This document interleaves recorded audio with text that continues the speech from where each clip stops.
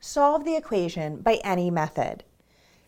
3 minus 16 over x minus 12 over x squared is equal to 0. Before solving, we should define the domain.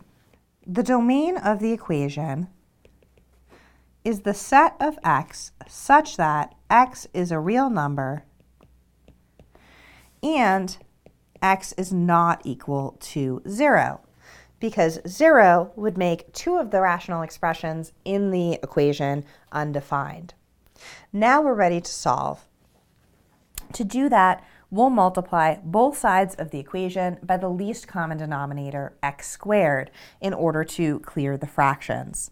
So we have x squared times the quantity 3 minus 16 over x minus 12 over x squared is equal to x squared times 0.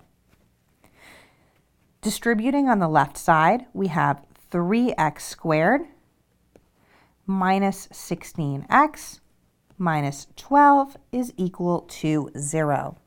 Now we have a quadratic equation, which we'll solve by factoring the left side. The left side factors to 3x plus 2 times x minus 6, which is equal to 0.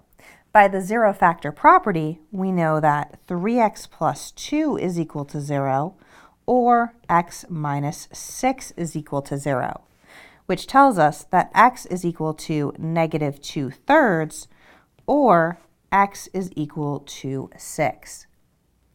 We can check both of these solutions in the original equation, and both do satisfy the original equation.